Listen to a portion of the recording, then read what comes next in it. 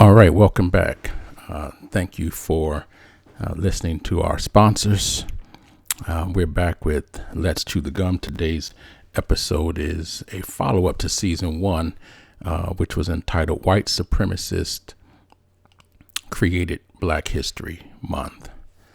All right, so this episode we've been taking questions from our audience from around the world. Again, shout out to those in the United States, Ireland, Mexico, the United Kingdom, El Salvador, Germany, Canada, Argentina, Japan, France, Puerto Rico, Belgium, Switzerland, Singapore, Trinidad and Tobago, Cameroon, Russia, and the Czech Republic. So I'm going to get back into the next question that was sent in. This question comes from JL in Michigan. And the question is, it says, you offered or suggested a new party for disaffected whites. How is that helpful? Won't it just split the votes of the major parties?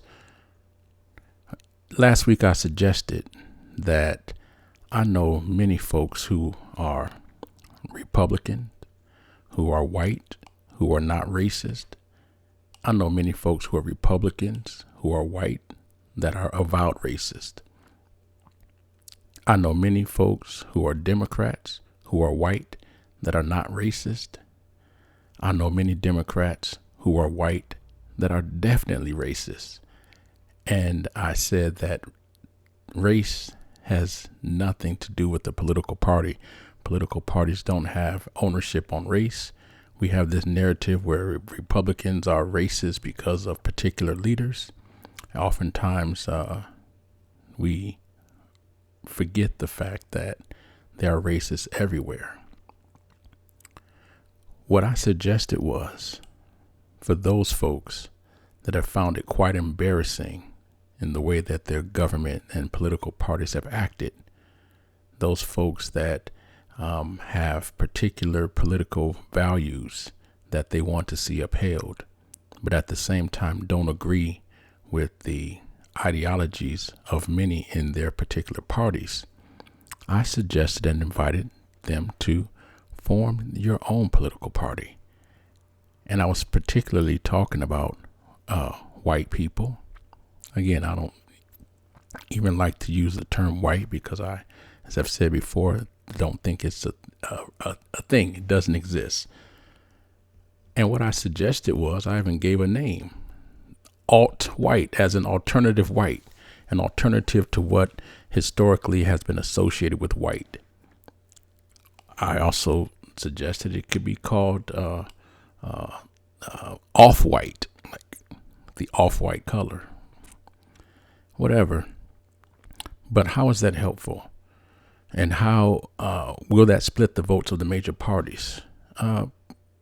Sure. But the idea is not to split the vote of the party. The idea is for decent folks to come together to influence the political parties, right? Because once you start taking votes from one or the other, it's going to affect one or the other or both. And that gives them the incentive to re-examine their policies and their approach, to be responsive to those individuals that may have defected from the party. And if a third party happens to come around where that's possible, hey, all the better. It won't be the first time that that's happened. You can look at Teddy Roosevelt with his Bull Moose Party. You can look at Ross Perot with the influence he had. But aside from starting a political party, you can always begin with a caucus. The Tea Party was not necessarily a separate party from the Republican Party, but more of a caucus to influence the party, right? But again, the overall idea is that there are many people who are dissatisfied, embarrassed by the acts and the actions, I should say, of both parties. And there's alternatives. There's a way for you to have a voice, right? There's a way for you to make it known. At some point, you have to draw the line, and people are clamoring and want people to declare, where do you stand? When in times of trouble, where do you stand? I'm beyond this idea of race wars and all this kind of nonsense. There's so many families that are intertwined and so many people that are affected. Can you imagine being a young child or even an adult who has mixed lineage of, it could be, pick the ancestry, European, African, Asian, Native American, what have you. And you hear all this talk about this hatred, and you look at your parents who are diverse. That's difficult. So it's not only that, whites can start a new party, and it doesn't have to be just white people in it, right? I mean, we've had Jewish leaders of the NAACP, etc. But the idea is that there needs to be an alternative for people. And I mentioned that our country, our democracy is far too large for there to be two parties that supposedly represent the ideas and values of all the people, right? It's more than just the left, right, and there's so many intricacies. This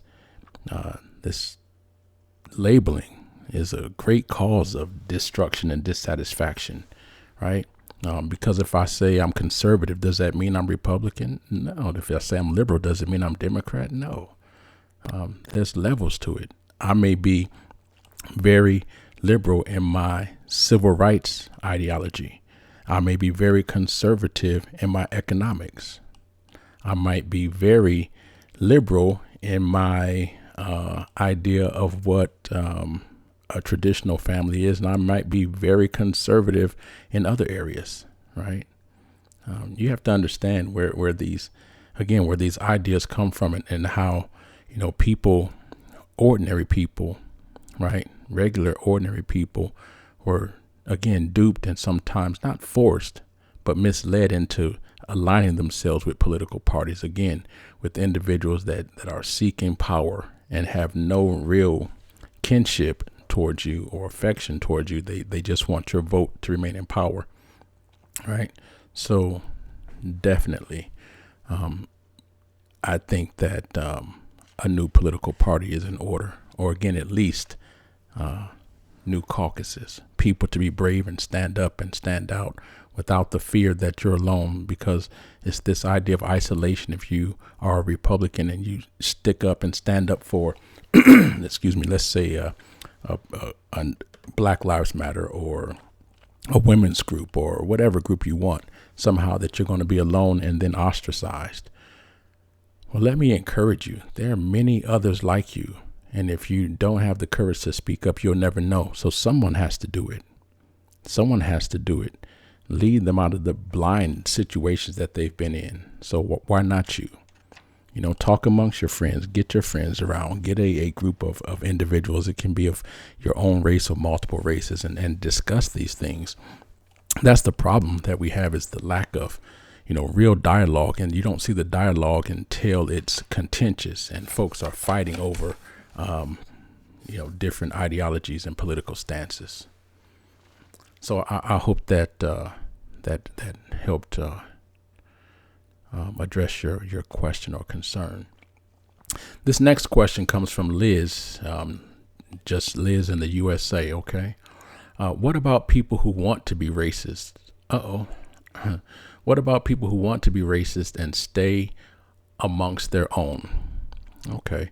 Well, let me say first, again, this idea of racist, because you want to be separated and by yourself on your own, with your own kind, I don't consider that racist. Again, racism is a power structure where individuals wield particular power over situations, whether it's in institutions. Perhaps you're a gatekeeper at an institution, an employer at a job, et cetera, et cetera.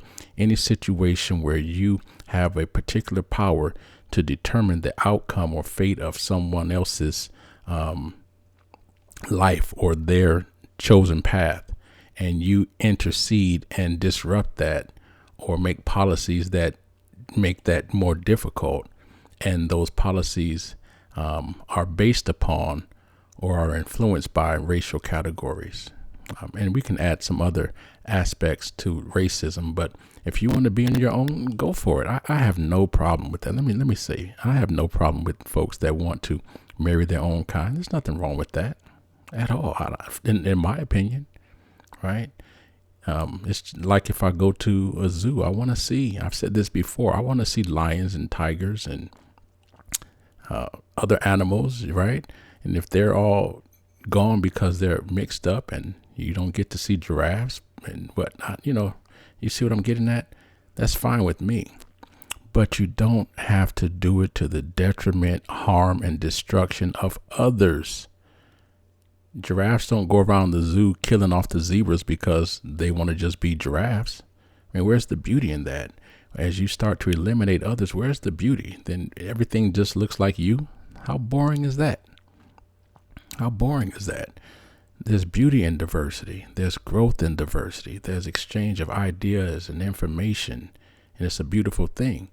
I know so many people who are like racist, but they love ethnic foods, right? I mean, you don't have to eliminate others or harm others to be yourself. Just be amongst yourself. You don't have to use hate to do that. There's nothing wrong with loving yourself, right? I am definitely, all power to whatever, black power, sure. Brown power, brown pride, sure. White power, sure. If it's powerful for you in terms of your own self-edification, your own self-love, not to the detriment of others. How about pride in yourself? Black pride, white pride, brown pride. Be proud of yourself. Love yourself. You should. But again, not to the detriment to where you have to kill others off or harm others or keep someone from achieving because they have a different color than you, and you're mad at other individuals because they have amassed some form of success based upon their own idea of what success is, but you're mad. And you're mad at them because they're black or whatever color they are. I mean, get over yourself. Do what they did. Learn a lesson from what they did. Take it upon yourself. Take your own advice, right? To do better, to work harder. Don't hate on other people and destroy other people because that's jealousy, rage, and evil, right? So if you want to be amongst and stay amongst your own, that's perfectly fine. You don't have to hate other people and destroy others to do that, though. That just makes you evil. Thank you, Liz. All right. Next question comes from Bo. Hey, Bo. Bo is in the city now, Waukegan, Illinois. Says, what do you mean white supremacists created Black History Month? Wasn't that Carter G. Woodson? Absolutely, Bo. We know that Carter G. Woodson was the individual that started actually Black History Week, I believe in 1926, 1924. Somebody will fact check that. And it was Black History Week. And 1976, President Gerald Ford signed it into the books as Black History Month, right? When I say white supremacists created Black History Month, it's because if it wasn't for white supremacy, all those black folks, all those African American, I tend to say black. African American is multiple syllables, and it, I don't mean to joke about it, but anyway, all those individuals that had invented items, made excellent contributions, beautiful people in situations, oftentimes their contributions were either stolen by whites, undermined by whites, disallowed by whites. And when I say whites, I'm not talking to you. I'm talking to those that it was. So don't be out there all offended by that. We have to be able to talk about these things. Recognition wasn't given.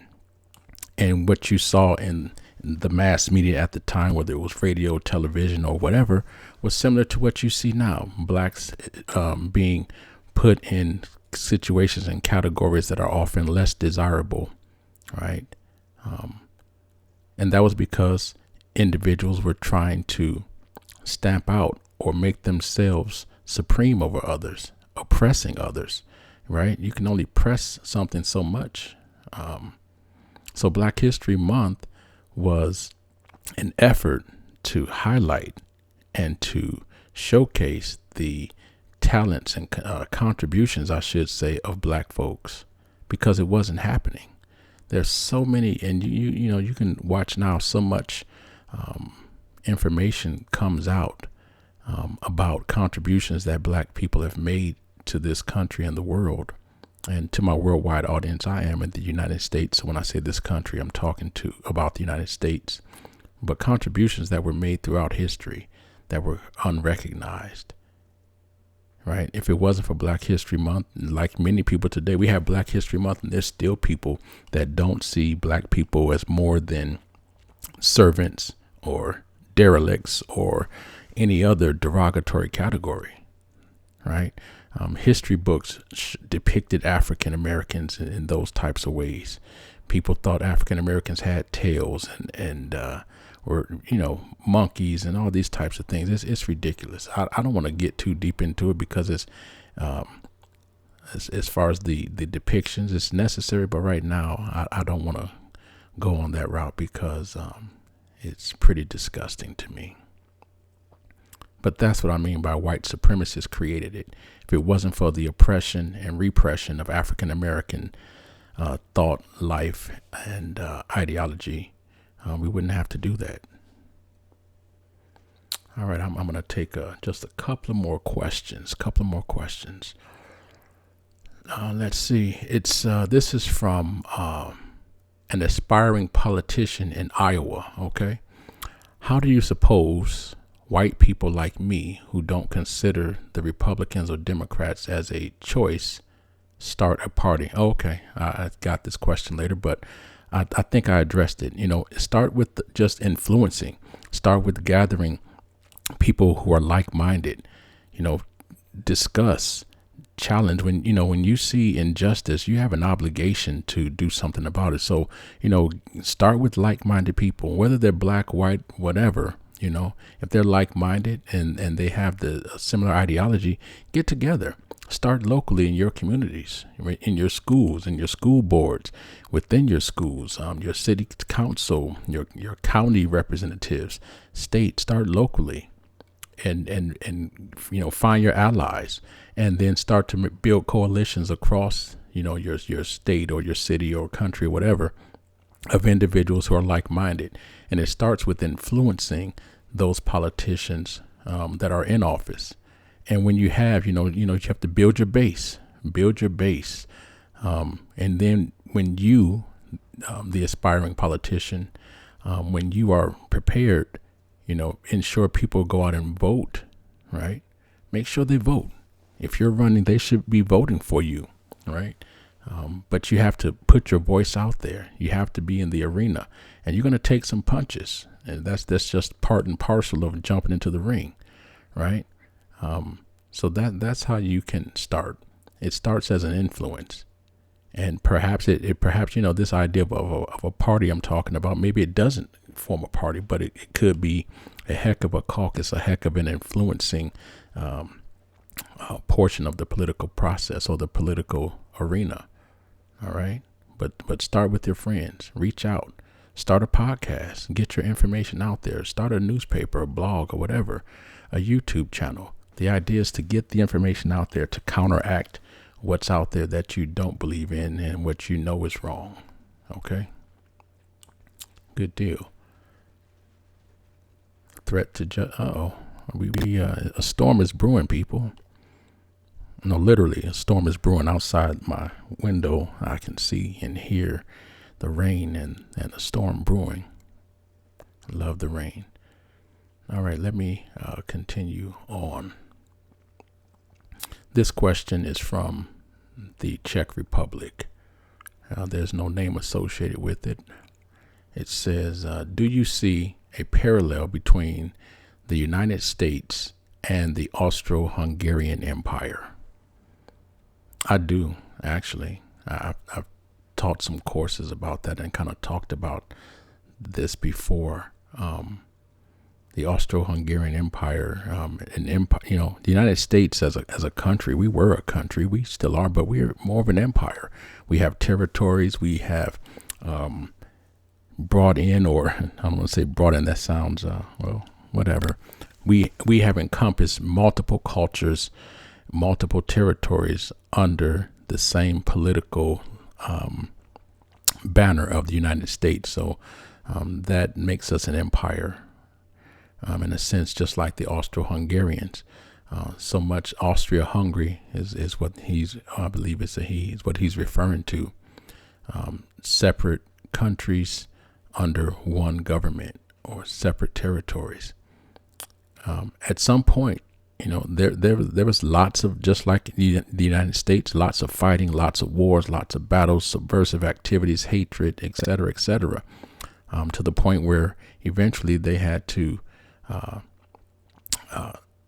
separate, in a sense, under various leadership platforms in order to maintain that empire. If you look at the history of Austria-Hungary and you see the battles that took place, it was devastating. I want to go one further and talk about the parallels between the United States and the Balkans, the area where World War I started out, formerly under the Ottoman Empire. And once that died down, you had so many ethnic groups fighting for power and control, whether it was it's again, always over resources. Someone needs more access to water. Someone needs more land space. It's always resources, right? But it got to a point where it was so bad that there's so much infighting. People couldn't get it together to where they ended up destroying each other. That's a different lesson for a different day. I love to teach that history, but we will, have a 5-hour show today. We can definitely put that on the topic for a later show. But I'll say this. Thank you for the question from the individual from the Czech Republic.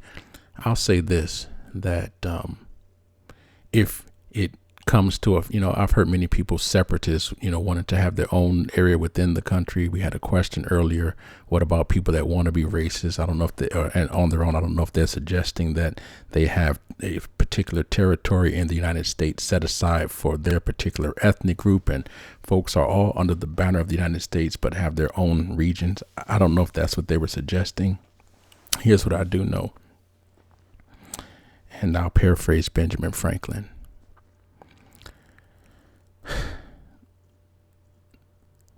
Either we all work together or we perish together.